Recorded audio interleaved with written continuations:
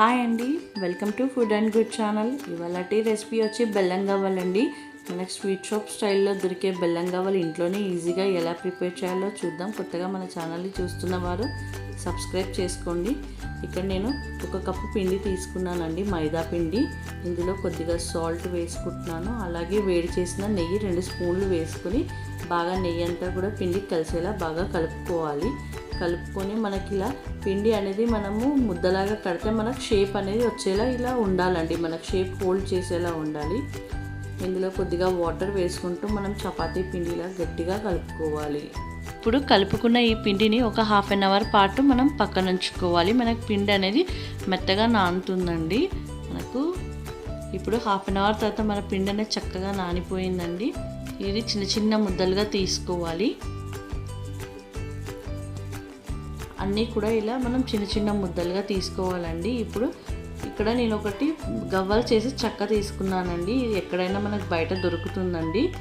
ఈ చెక్క పైన ఇలా కొద్దిగా పిండి ముద్ద పెట్టి ఇలా మనము వీడియోలో చూపిస్తున్న విధంగా చేస్తే మనకు గవ్వలు అనేవి రెడీ అవుతాయండి. ఇలా గవ్వలన్నీ కూడా రెడీ చేసుకోవాలి. ఇప్పుడు స్టవ్ పై కడాయి పెట్టుకొని నూనె వేడైన తర్వాత ఇందులో ఒక్కొక్కటిగా నెమ్మదిగా గవ్వలు వేసుకోవాలి. గవ్వలన్నీ కూడా వేసుకొని బాగా క్రిస్పీగా ఫ్రై అయ్యేంత వరకు మనకు గోల్డెన్ బ్రౌన్ వచ్చేంత వరకు బాగా ఫ్రై చేసుకోవాలి.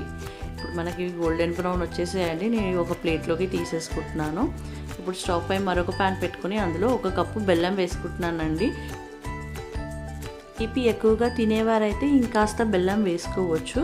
ఇక్కడ 1 కప్పు బెల్లానికి 1/2 కప్పు వాటర్ పోసుకొని బెల్లం అంతా కరిగించుకోవాలండి.